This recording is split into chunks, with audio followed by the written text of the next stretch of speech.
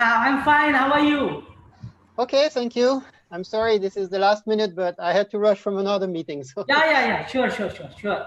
Please go ahead. Schedule.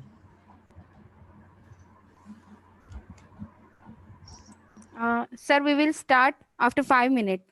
Okay, I'm ready. So let me know when you want me to start. Okay, sir. Thank you, sir.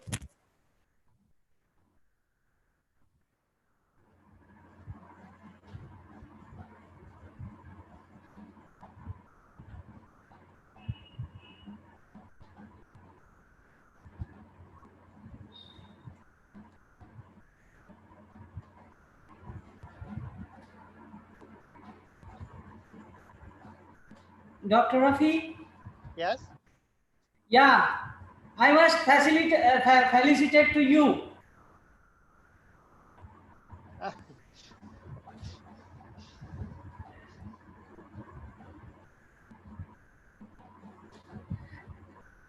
Thank you. And thank you very much for being on 11th hour. You have accepted my invitation. No, well, thank you very much for inviting me and giving this. We really feel energetic, and we were missing you actually during international workshop, but now we are with you, and we are very much happy now today. Okay, well, I'm very happy to be here as well, and I hope we have an interesting meeting.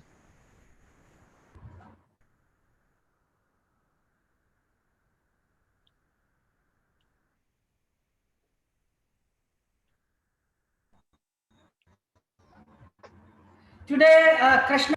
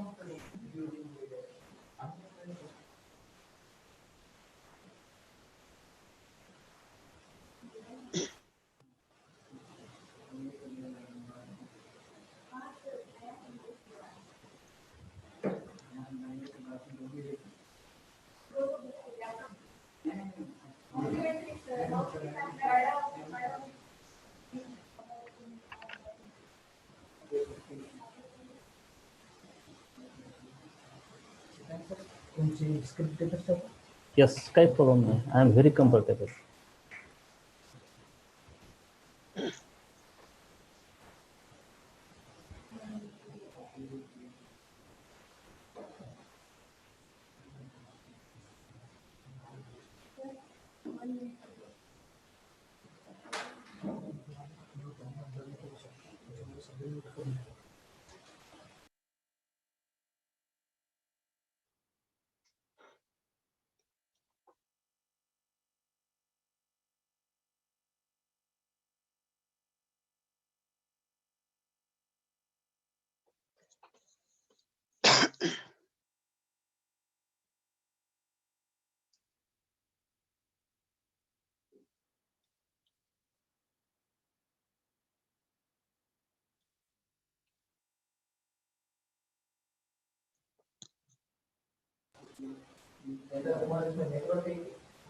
A very good afternoon.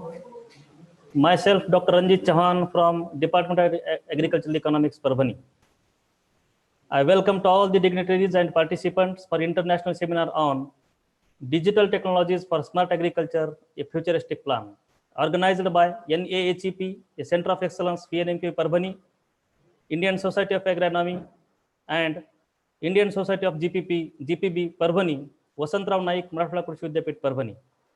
Friends, for day 2, session 2, we have a eminent scientist from Israel Institute of Technology, Haifa, Dr. Rafael Linker. May I request to my colleague, Dr. Jay Kumar Deshmukh, for a brief introduction of Dr. Rafael Linker. Thank you, Dr. Chavan, sir. Good afternoon, everyone. It's a great pleasure for me to introduce speaker for today's afternoon session, who is going to deliver a talk on some thoughts on the use of UAVs in agriculture. This is a subject in which we should all be interested, as the new technologies will bring more precision in application of agriculture input. Our speaker is a distinguished agriculture engineer with specialization in precision agriculture and improving resources used in the field. He is awarded with Best Paper Award with arrays of scientific publication, reputed journals, with many projects accomplished on mechanization and digital technologies in agriculture. The 3 patents to his credits and many more. Without taking much time, now I request Professor Dr. Rafael Linker to deliver his talk. Okay, Mr. Linker, sir. Thank you, and thank you very much for this very kind introduction. And thank you, first of all, to the organizers for inviting me and giving me this opportunity to give this this presentation. So I'm from the Technion University in Israel, which is a institute which is purely devoted to technology and engineering. And my background is in, I would say, mechanical engineering and automation. And today in this talk, so I've been using different tools in precision agriculture in the last, I would say, 10, 15 years. And more recently, of course, the use of UAVs is more and more common in agriculture. So I've been using also some of these tools in some of my projects. And what I want to share with you is not so much technical today, but mostly some thoughts and some insights that we gained, or I gained, throughout this these projects.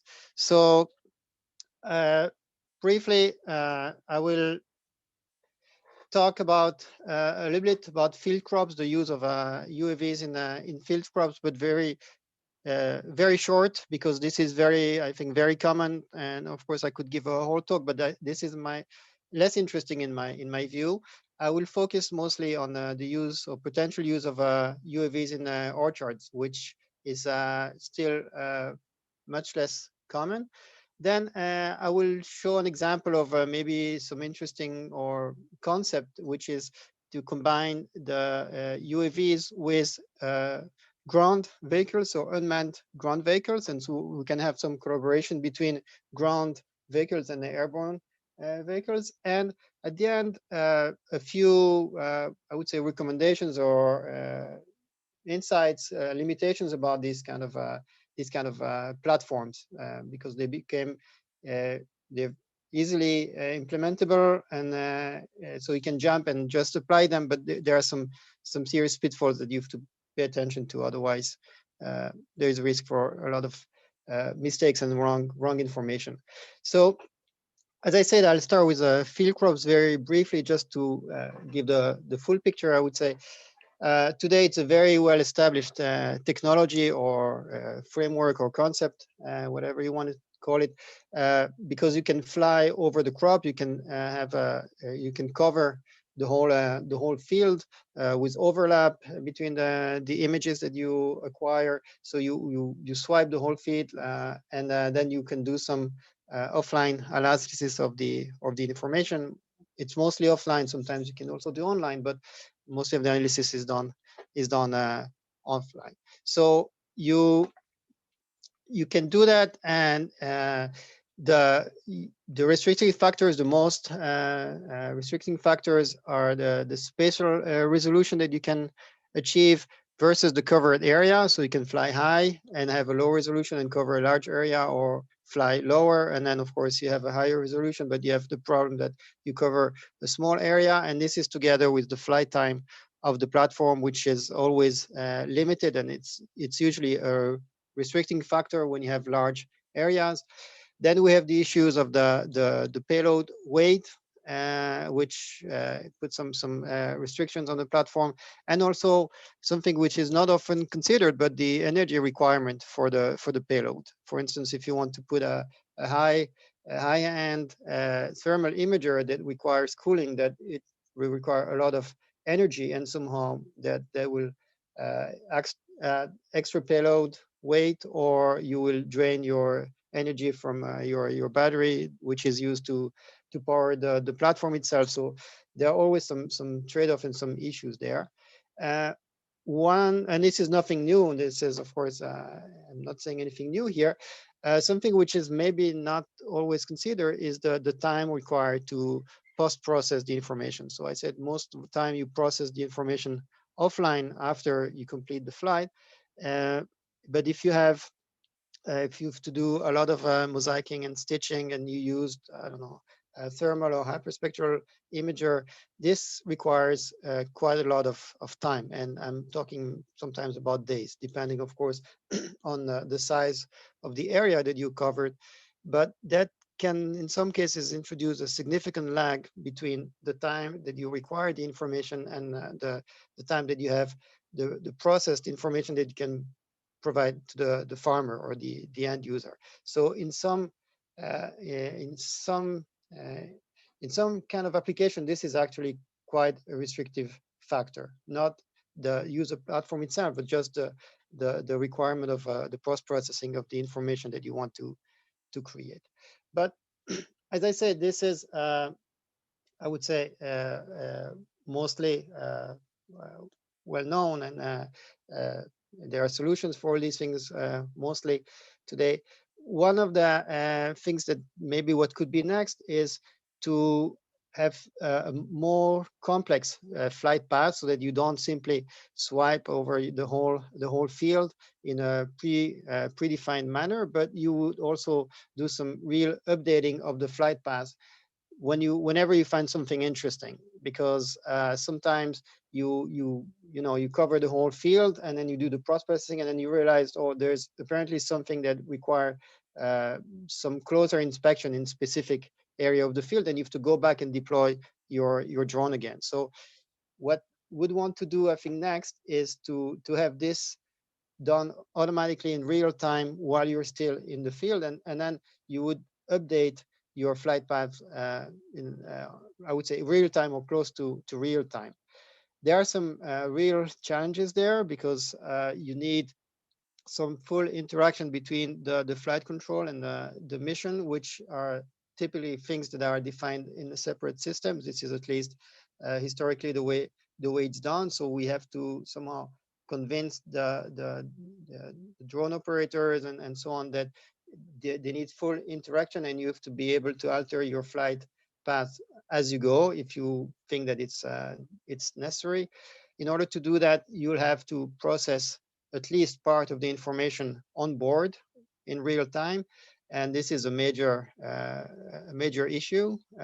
Even if you decide not to process the full information, but just do a quick, I would say, quick pre-processing to identify anomalies and regions that are of interest, this still requires a lot of computing power. That means weight, and that also means energy requirements. So that puts some real constraint on the platform itself.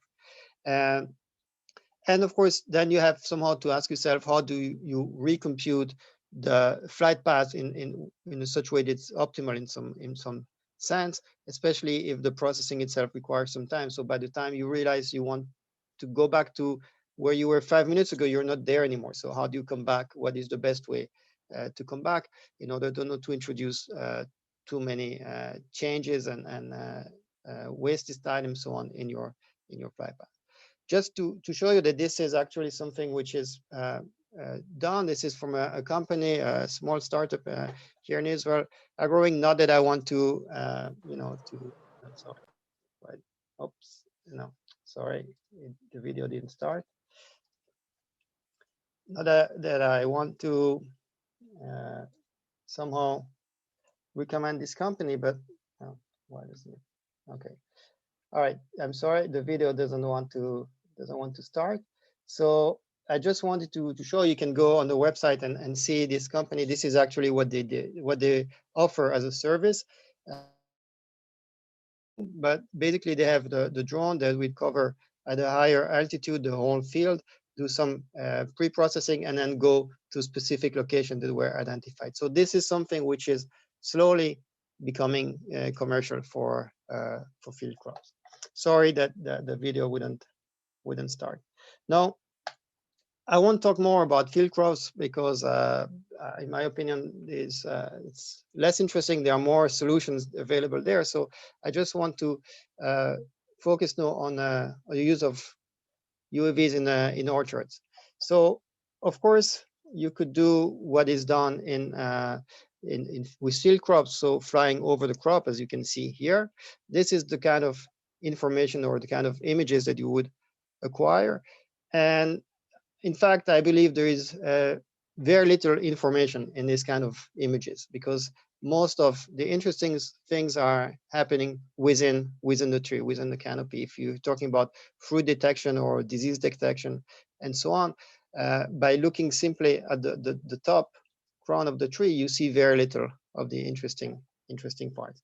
So I believe what we should aim for is something like this. This was captured with a drone flying within the tree rows. So this is a manually operated drone that flies along the trees. Of course, because it's manual, it's kind of jerky. It's not very smooth, but still, you can see that if we compare this kind of images to what we saw a few minutes ago, you have much more information here, right? You could easily identify here, in this case, the fruits, the apples. You can easily count them. You could identify, I believe, diseases if you have yellow spots or whatever on the leaves. So this kind of image would provide much more information. You could also have the drone go and focus and here get closer to a specific area if you want. So I believe there is much more information in this type of image rather than flying just simply over the whole orchard.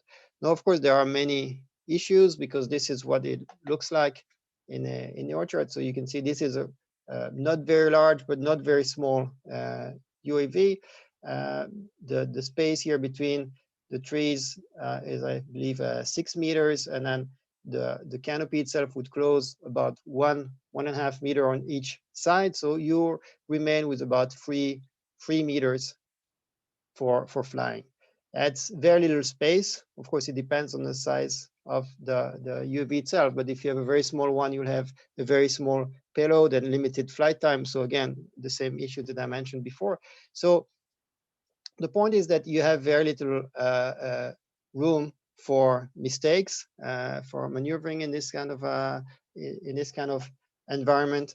So if we look at the challenges, as I said, first, very little room for maneuvering and of course for making mistakes. You very easily you can hit a branch and of course crash your drone with maybe very expensive equipment on it.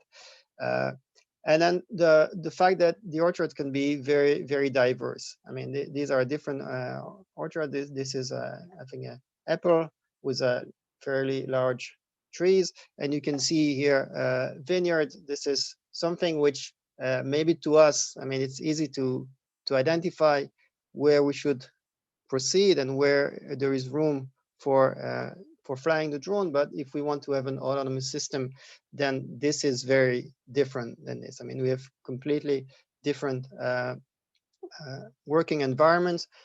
And of course, you can have also something like this. This is a much younger trees. And in this case, you see there is a lot of empty holes or empty spaces between the trees because they're still very small. So you don't have a completely closed canopy like you had in this images, where you had I would say almost a two-dimensional wall here. Here you have something which is much more three-dimensional because of the larger size of the tree, and here you have something which is again completely different with a lot of holes between the trees. So if you would try to have a simple system using, for instance, a ultrasound system or proximity sensors or something similar only, and just try to go along the wall, so this would maybe work quite well here, but here this would fall completely because you have so many open spaces between the tree. You're drawing with some point, just jump into the other row, for instance. So there is a lot of issues here, I believe, in terms of path planning and control of the drone itself, especially if you want to have a system which is versatile enough to handle all these kinds of environments. Now, you could maybe try to do this with a very complex and system, which would be of course very expensive and also very heavy. But as we know, in agriculture, we have to do things quite cheaply. In general, agriculture is not it's not an application that can pay for very high-end and very expensive equipment. So I believe we have to take that into account as well and try to have a system which has the minimum sensor required and not go for very sophisticated and expensive sensors. So if we look at the images that I showed in the previous slide, to us, it's very easy to identify where are the trees and where is the empty space that we can use for moving, of course. And we do that only using vision. This is, of course, what we see. And there is no, I believe there is no reason to believe that we shouldn't be able to develop a vision system that can recreate what we're able to do. So we are trying to, or working on a platform that would use vision as the main feedback. So we'd have a camera looking, let's say, looking forward, or maybe another one looking backwards. I'll show in a minute.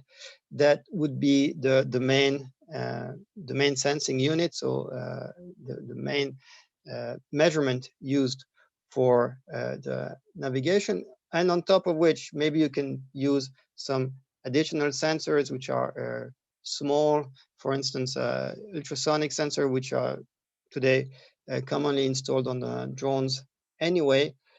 So that would be, I would say, a secondary input to the system, which would be good for detecting, for instance, if suddenly there is someone standing in the middle of a row or a tractor or something like this, because these sensors are very good for hard obstacles that will return strongly the ultrasonic waves. They will not work well when you have a porous canopy such as this, for instance. You have a very noisy and dirty signal thrown back by this kind of material. But still, we could use this ultrasonic for a certain task, as I said, and we could also use relatively low resolution, low accuracy GPS, for instance, for entering and exiting the rows. This is, of course, when you get close to the end of the row, you lose this kind of information. Here we have a nice kind of corridor that you can identify, and you can use that to control or to guide your drone. But once you get to the end of the row here, you lose, of course, this information, and you'd have to use something else in order to turn and move into the next row. So in that case, we could move, for instance, to using a GPS signal, which anyway outside of the roads will be nice and strong. So there is definitely a need to fuse information from different sensors. But for the navigation within the row itself, what we are trying to do is to use only vision, so simple, very small RGB sensors, and it's based on the I would say if you look at this, you can see that the trees define some kind of walls on both sides. So you have something that looks like a canyon environment, and you would want to use that in order to define your path. Now, there are works on this, and especially in an urban environment, if you look in the literature, because if you think about tall buildings, for instance, And if you have a lot of nice, tall, square, rectangular buildings with rectangular windows and so on, all these lines will give you very nice straight lines that will go and go to the focal point of your image. And people have developed algorithm based on this. The problem here, of course, is our trees are not as nicely rectangular as buildings, and so you could think that you can fit, straight lines on the top and the bottom of the row here, but actually, if you look at real environments, and we did some work on this, you can see that the uncertainty that you get here by this kind of approach is very large. So this typically gives you a very low accuracy, and it's, I believe, not sufficient to really guide your drone.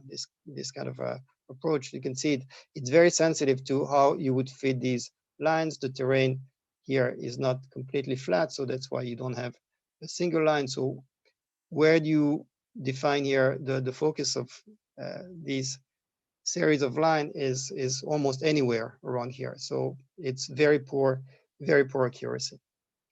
So we have been trying to look at different approaches, and without going into the details, I'll just say that personally, I came to the conclusion that if we look at the real environment, looking with a single camera, so this would be like the two sides, the two rows of trees, and imagine you have a platform with a camera that's looking in this direction. So your platform has a angle here, theta, relative to the direction of the trees, and it's located at a certain distance d from let's say the right side, the right hand row. So in theory, this by looking at the picture that you get from this camera, you should be able to retrieve d and theta. And this is, there are algorithms, and you can do that if you have a very nice, clean, straight line environment. I believe in orchards, because of the complexity of the environment, this is not good enough. And so we came to a configuration where we have now two cameras. So one is looking forward, and the other one is just looking backwards. Now, if the world, I mean, if the system was perfect, they would give you completely redundant information. But in fact, because of all the factors that I mentioned before, there is additional information in this second camera. And if you combine the information now given by both cameras, actually, you can get some reasonable estimation of the position, so D, and the orientation of your platform.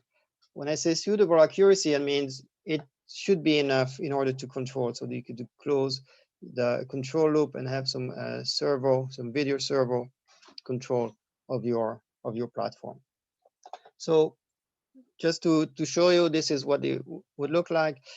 So we have a pair of cameras. One is looking in one direction, and the other one is looking backwards. And you think what will happen if you move the camera? So if you move all of both cameras closer to one side, or if I turn the platform, these images, of course, will change.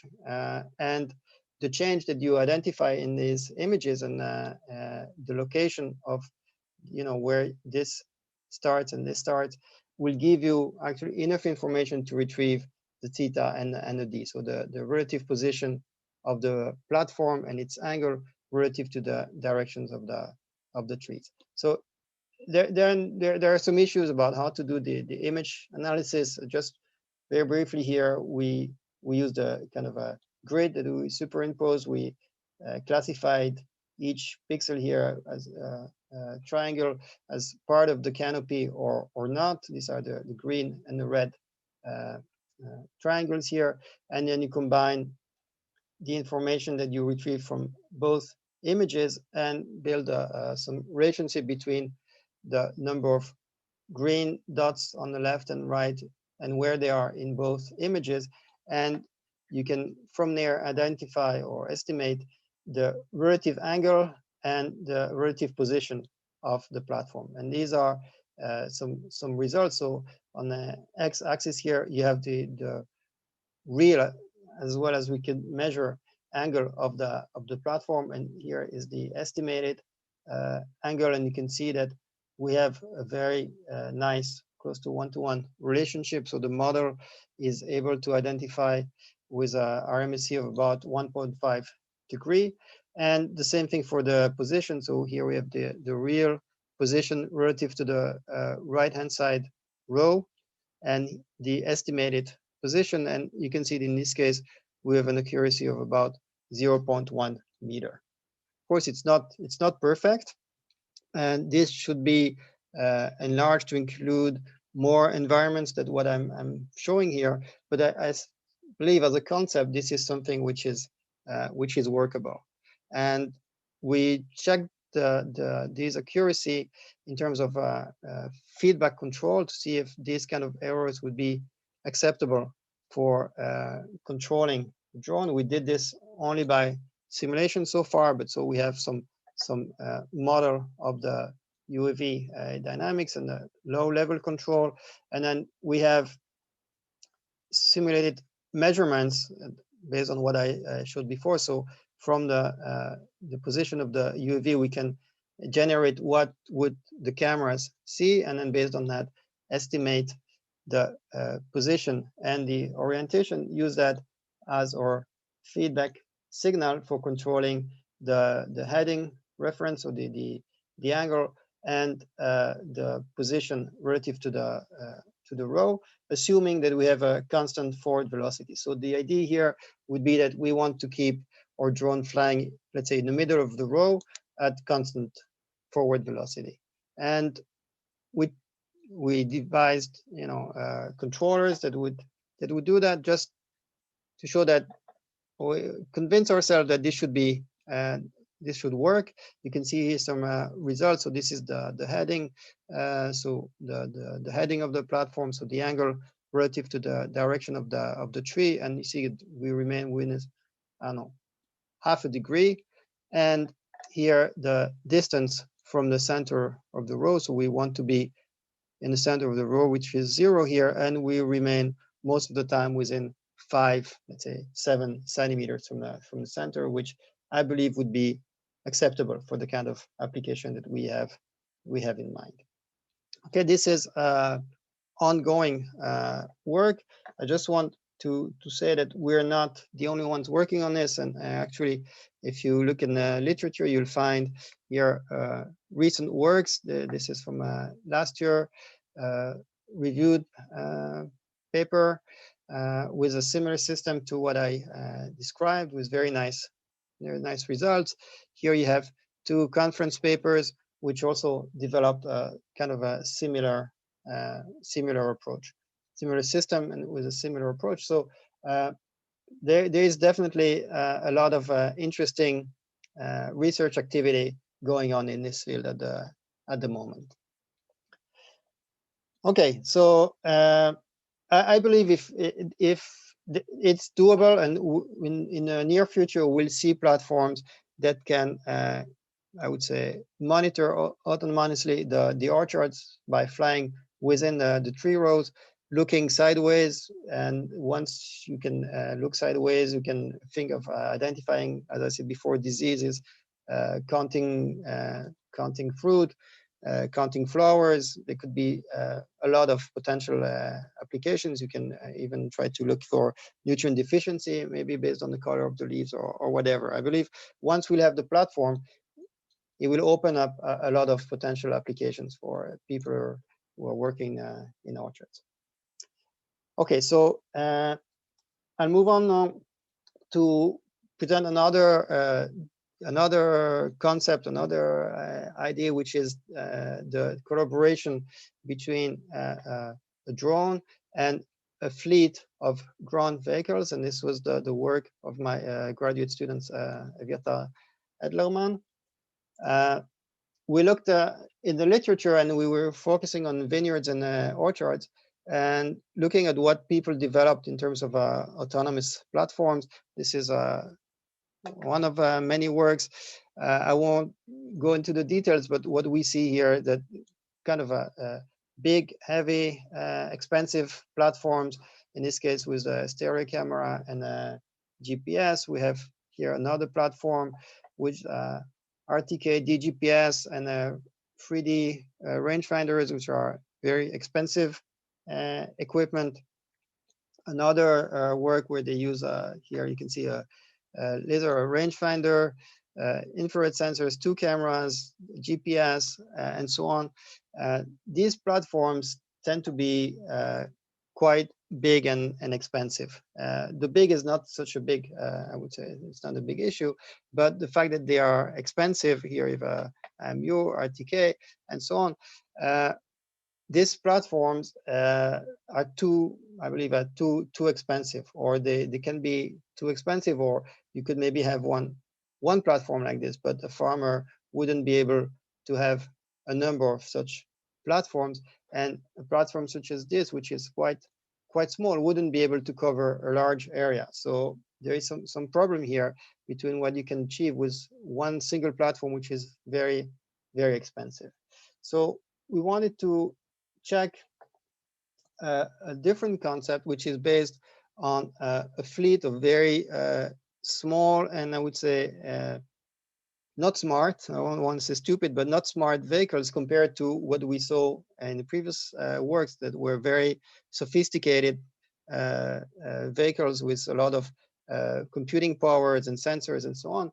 And we wanted to check the use of very, very simple platforms that would be controlled somehow in a slave master kind of architecture using the UAV. So we have the UAV that would be the master would be able to see from above our platforms in the orchards, and it would basically give very simple control commands to these ground platforms. The advantage is if you switch all the computing to the UAV itself, or even the UAV can send it back to a remote controller if you want to do very heavy computations, but it's centralized here. And all the platforms here, all the ground platforms, can be very, very simple, meaning very, very cheap. What we have here is basically a magnetometer and an encoder and nothing else. So these platforms don't cost anything, I would say, almost nothing. And one UAV here would be able to see a number of platforms and control simultaneously a number of such slaves, and in a coordinated manner, because the UAV sees all of them all the time, so you can actually coordinate very well the work between these platforms. So if we look at the kind of image that we would have, so this is, we have the UAV, which is flying in a stationary location. You can see here, this is just someone walking with the red sign that we used for identifying the platform, just to show that you can really see, can identify the location of the platform in this image. I'll show in a minute. And the idea is that by looking at this, identify the drone will identify, of course, the location of the tree rows and give the control command to the platform. So there are some issues. It's not as simple as it, well, maybe not as simple as it seems here, because here, for instance, you can see there is very strong shadows for the tree. So it may be a challenge to identify exactly where is the soil and where your platform can progress. And in some cases, it will be difficult to identify the location of your platform. Here, this red rectangle over here. But still, we somehow managed to process this image in order to extract the position of the trees, as you can see here. Then you can do some cleaning of the image and you get this binary image here, and based on which you can now do some path planning. I mean, you can keep on processing this image, and we could now complete, have defined rows that we don't want the ground vehicle to go in between the trees if this is necessary or whatever. But the point is that once you have this kind of binary image, and let's say you identify your ground vehicle at this point, and your mission is to go to here, it's, I would say, quite easy once you have this kind of information with the binary map here to create a path that will take you, or the shortest path, or whatever other criterion you want to use to go from point A to point B, right? So you can create the potential path, see how they are connected. I won't go into the details.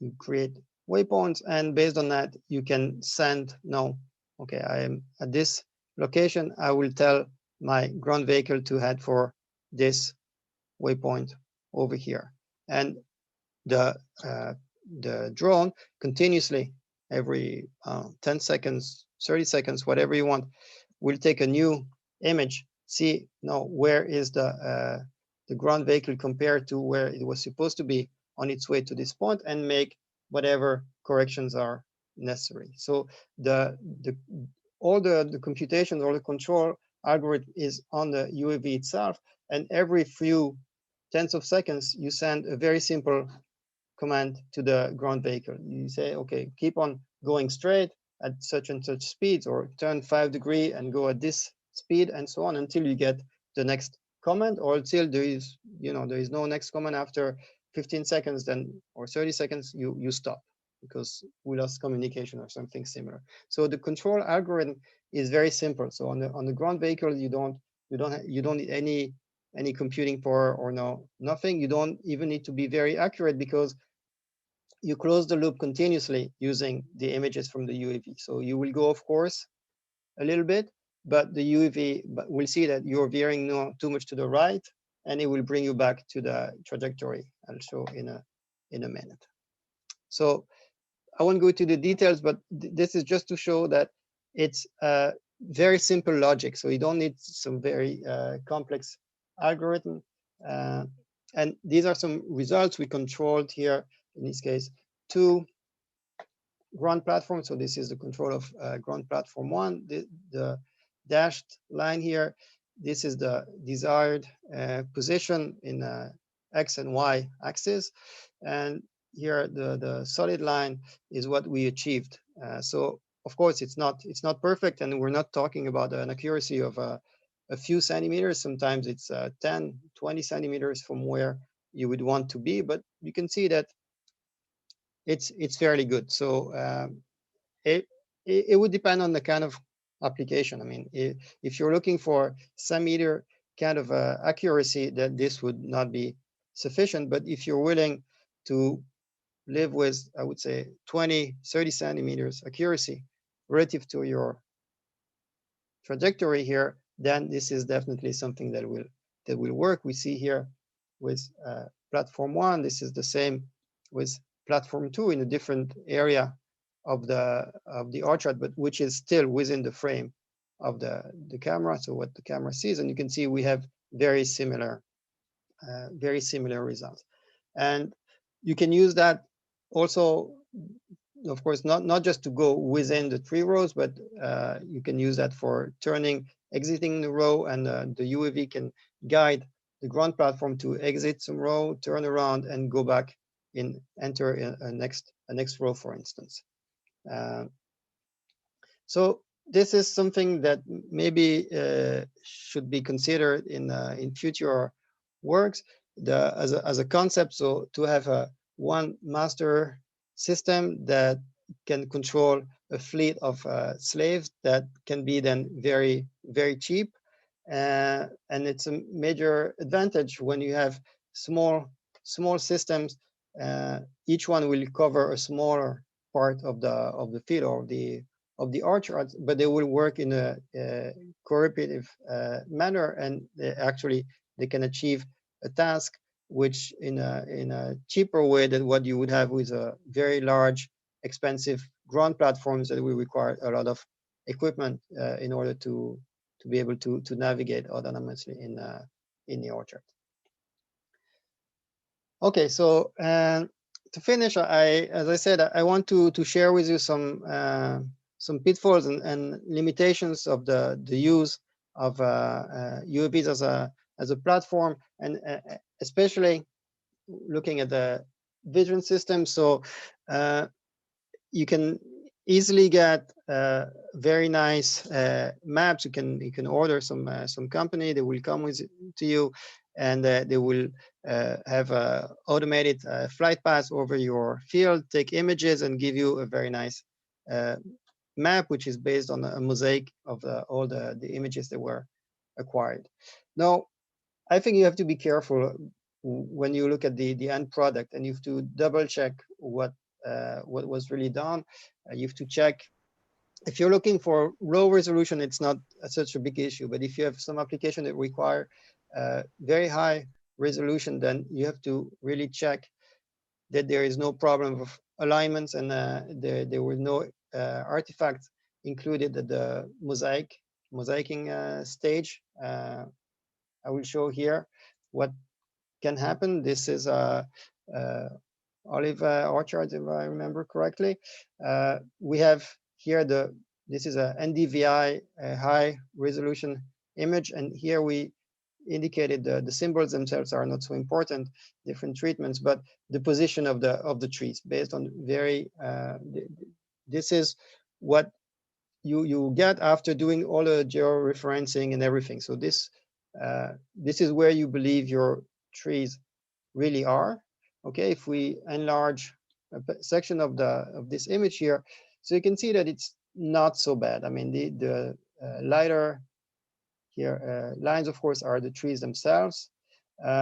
It's mostly okay. I mean, most of the dots are on the trees themselves. It's not always the center of the tree, which, if you think, for instance, here, and you would take this as the center of the tree and take a number of pixels around it, you may end up with taking some pixels here from the soil already. So, but I would say this is a very relatively good result here. Now, if we look at what we got with a thermal imager, which has a lower resolution, so this is exactly the same area. In dark here, we have the trees, and again, it looks nice, right? But then if we try to, it's georeference and everything, and again, if we take the same information of where the trees are supposed to be based on our analysis, then you see here on the right-hand side in the enlarged image that all the symbols, all the trees are basically on the soil, on what appears as soil in the image. So the alignment here, or the mosaicing or the georeferencing wasn't good enough, wasn't perfect. So if you go now and extract pixels based on the GPS location in this image, what you extract is actually a soil pixel and not a canopy pixel. Okay, so this is something that if you just look at this large image and say, okay, it looks very nice, and everything looks fine, but once you start digging and looking really at what happens in the details, then suddenly you may realize that there are some serious issues here.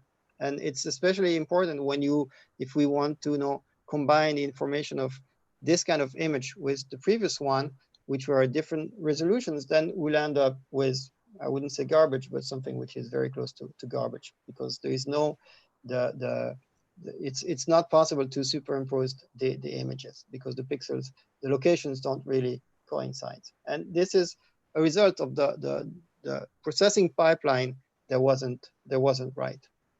But if you look only at the final product and you have only access to this, then this is something that is very easy to miss. And what of course will happen is that your subsequent processing or whatever analysis you are trying to do will not work.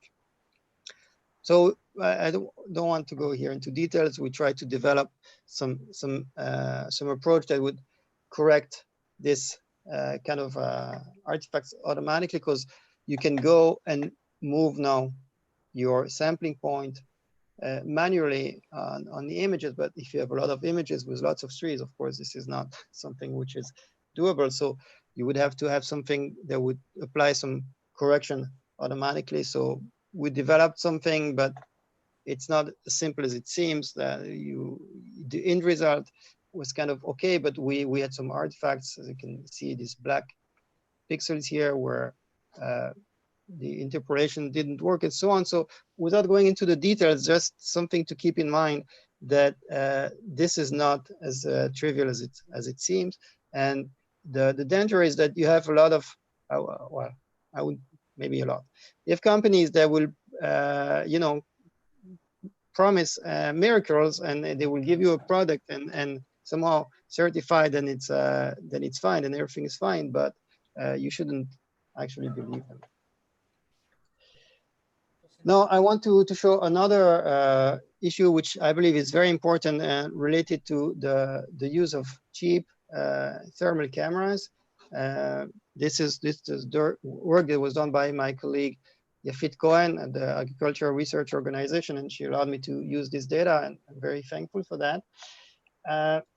There are many thermal cameras on the market, from very expensive ones, 20,000 euros, to much cheaper ones.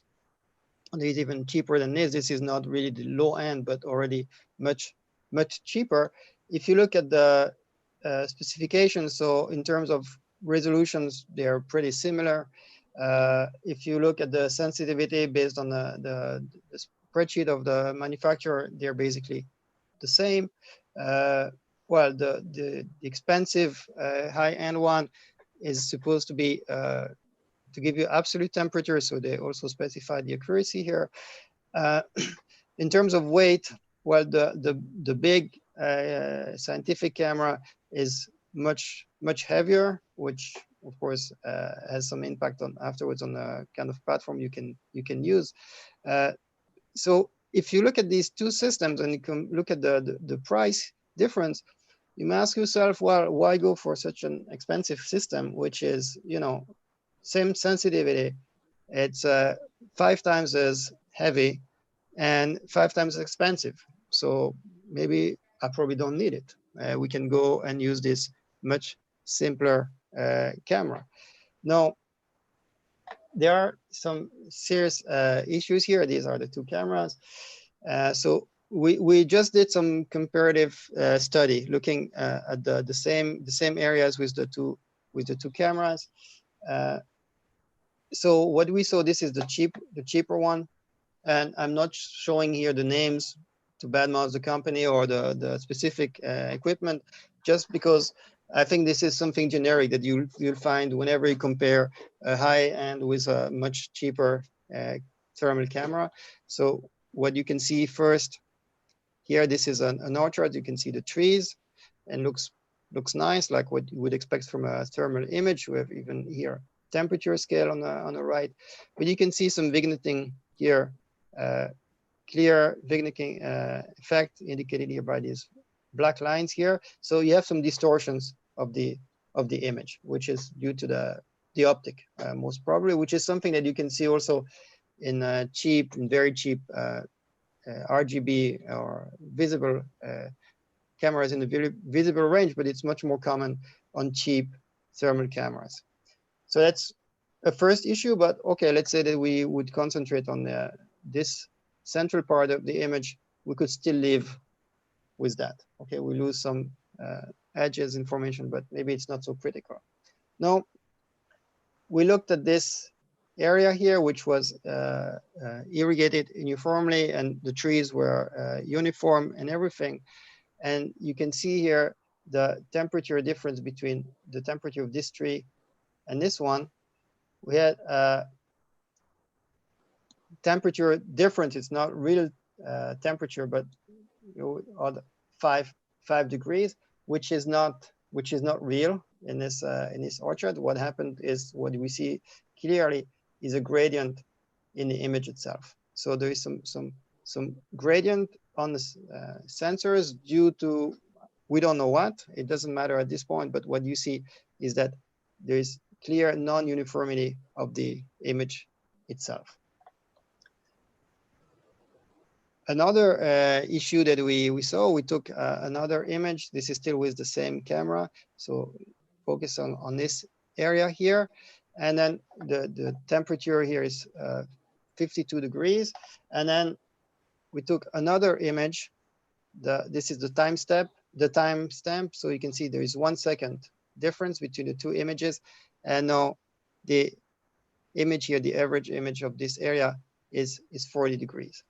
So there is in 1 second, there is an apparent difference of 12 degrees. So this is obviously not right. I mean, this is an artifact of the camera. This could be some internal calibration that occurred. We don't know. This is probably what happened, but we don't know. The point is that you can not rely on the absolute value given by these kind of cameras. Maybe if you're looking at relative differences within one image, it's good enough. But if you want to do time analysis, then it's definitely not doable with this kind of camera, because you can see this is, I wouldn't say meaningless, but yes. Now, what happened with the larger cameras? Larger cameras required a larger drone, so we used either a larger 6-prop drone, or also this helicopter here. There are some issues with the system. You can see some blurring of the image, especially here, due to the vibrations of the frames of the structure. So this is something that also should be taken into account. You have to remember, we put the camera on a platform which is vibrating strongly, and actually this can impact the quality of the images that you acquire. But at least if we look in terms of temperature estimation, so this is one specific tree, just to focus on this tree. So temperature was 40.1, then after 5 frames was 40.3, and after another 2 frames were 40.1 again. So you can see this camera was definitely much more stable than the cheaper one. I mean, in terms of temperature, this gives you a real absolute temperature which is not affected by all the environmental conditions and so on. So if you really are looking for temperature, and in a precision ag, we're looking often at small temperature differences. If we're looking for water stress or different stress, for instance, then we would want to be able to identify small temperature differences. I mean, if you have a camera that once gives you 40 degrees and then 5 seconds later it gives you 32 degrees, it's meaningless. You cannot do anything in agriculture with this kind of camera. So unfortunately, it looks like at the moment the cheap cameras are just not worth it. They don't provide actual information. Now, if we look at the pros and cons of these two cameras, well, the lighter one, the cheaper one, is much lighter and compact, and it's so we can mount it on smaller platforms. And what's important and I would say attractive for potential users is that this was designed specifically for this kind of application using drones. So you have all the metadata available, all the GPS stamp is already in there. The integration is seamless. For the end user, it's very easy. You go, you buy the camera, you put it on the platform, and you go, and you get all the information. This is as opposed to the more advanced or the more expensive camera that will give you much higher performance, but this is a platform or a camera that was not designed to be used with drones. So you don't have any GPS, you don't have any integration with other systems or other sensors. You'll have to do everything by yourself to integrate this kind of camera with a UAV. So I would say the basic user looking at this would go definitely for the cheaper system. down the road, you will see, and this is what we saw in one of our projects, and what you get is simply data that doesn't contain real information, and this is way below the quality of the data that were required for the project. So this is something which I believe is very important to consider very carefully before you go and purchase this kind of equipment and mount it on the UAV.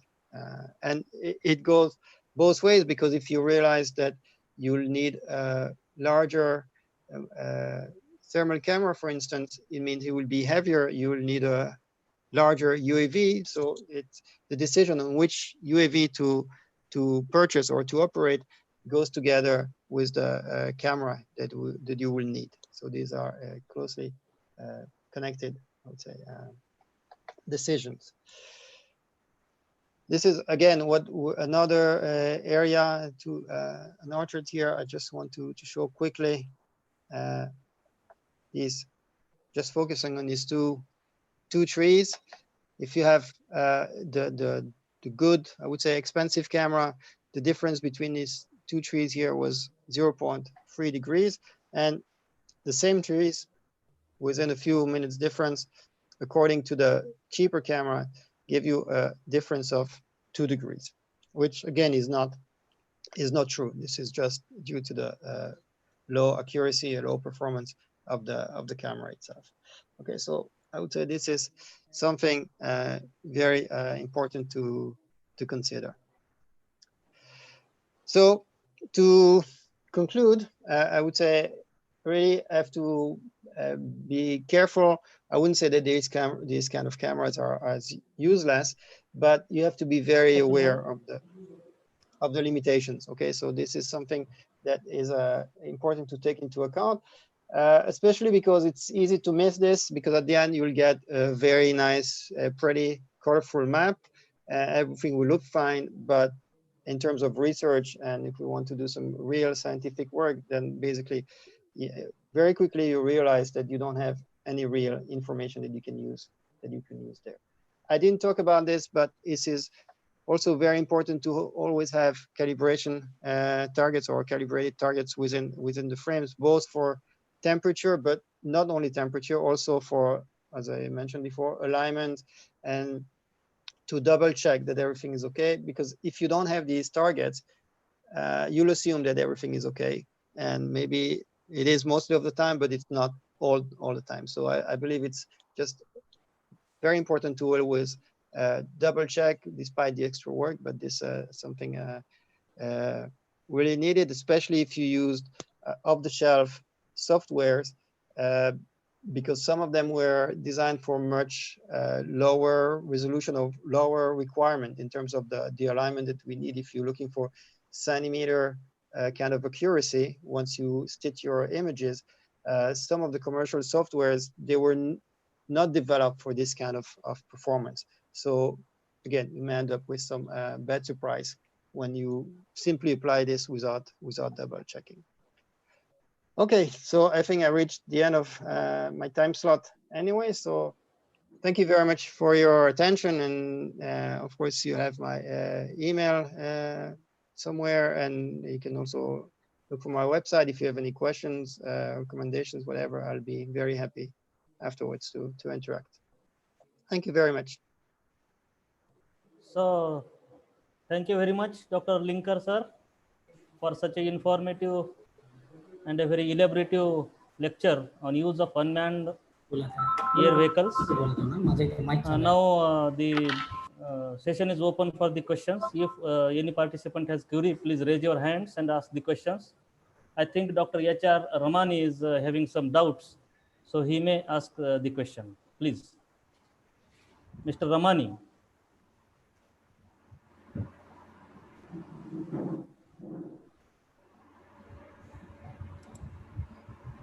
Hello, Mr. Ramani is there? No, any other? Next, please.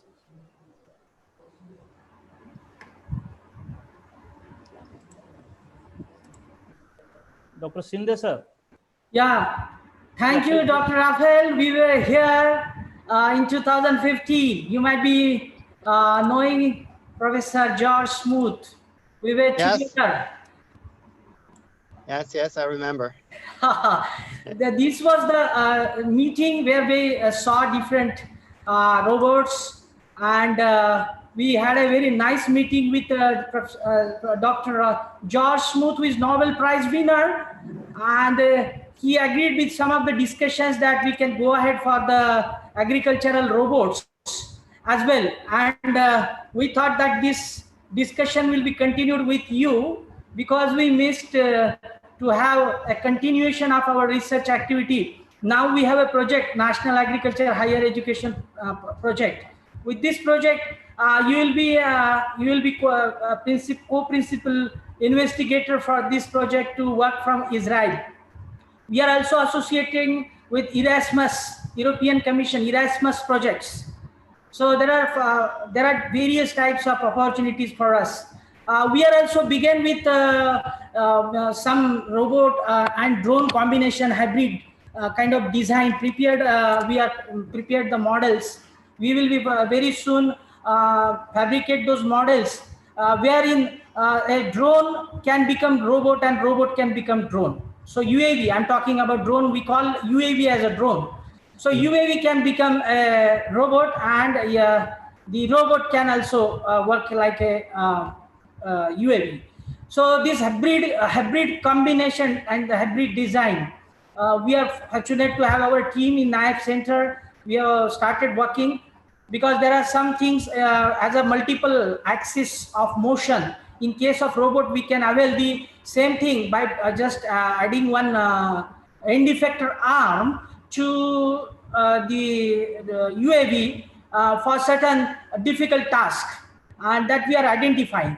And we are very much fortunate to have your research kind related research, where our students, PG and PhD students are now they are opting. So I'm happy, and thank you very much. Okay, thank you very much. Sounds very interesting. And again, thank you very much for giving me the opportunity to share this. Thank you, Dr. Shinde sir. Thank you. Now I think Dr. Patil sir is having some doubt. He want to discuss something with Dr. Linker sir. So Patil sir, please. Hello, I am audible, sir. Yeah. Thank you very much, sir. Dr. Rafael Linker, sir. This is DB Patil from India, from the same university, Vasantrao Naik Marathwada Agriculture University. Very good lecture. You have highlighted the possible applications of cameras and drones in orchard management. So I have one query regarding this, sir. What should be the optimum speed of UAV while taking photos in orchard plantation? Oh, I don't have an answer for that yet. I think because the images that what I showed was flying the UAV, which was controlled manually.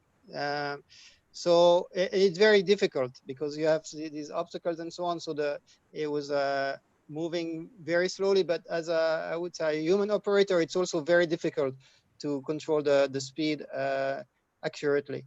I think automated system will be able to fly faster than what we could do by manual control. But I think the limit will come from the application and not from the control part. I think you will be able to design a system that flies faster than what you will need for your application, because if you go too fast and you're taking images looking sideways, you'll have blurring issues. So I think that it will really depend on the kind of application that you want to have. So there will be some limitation, and then of course you can continue and say, okay, if you will fly slowly, then you also be able to cover only a very small part of the orchard. And this is true at the moment. This will be another issue. So there is some trade-off where you would maybe want to fly as fast as you can to cover a large area. But I think that in terms of sensing, if you look at the platform as really a sensing platform, where the goal is not just to control the platform and fly it nicely and smoothly and so on, but just to carry sensors that will collect information, that I think the mission itself, so these sensors will dictate how fast you can go. This is just my personal impression at the moment, but this is not based on real data. This is just I would say my guess at this point. I think there is a provision of trajectory control software through UAV, as nowadays high-speed cameras are having that adjustment for getting up your speed, and then manually you will be keep this tracking trajectory control. This is a trajectory control mode. We Yes. can have this kind of adjustment in the UAV. Yeah, so yes, of course, the UAV industry is all the time, giving more performant guidance and control systems. So this is something which is evolving, but we have to keep in mind, as agriculture engineering scientists, we have to keep in mind that these industrial platforms, they are not developed for agriculture, or at least until now. I'm not aware of one that was specifically designed for the use in agriculture in orchards. So there are specific challenges that has to be, in my opinion, that have to be addressed. This is not like flying within an urban environment, or following you when you walk on the street, or you're surfing in the sea, or something different. This is something different. We have to take into account, of course, safety issues and the fact that the environment is constantly changing, and you want your system to today work in apple orchards, and tomorrow you take it to olive orchards, and then another day you take it to a vineyard, and you would want to have good enough performance in all these kinds of environments. So I believe the best approach would be to work together with industrial partner in order to develop the system. But the question is, I'm not sure for the industrial partner there is really an incentive, because the market for agricultural UAV is not very big. So they could definitely develop such a system, but I'm not sure they will want to do that without a real push from the side of the ag engineering research and the potential users. So thank you very much. I think Dr. Patil might be satisfied with the answers given by Dr. Linkar sir and as well Dr. G.U. Shinde sir. Now I think Dr. Solanke is having some doubt. Is there Dr. Solanke sir? No.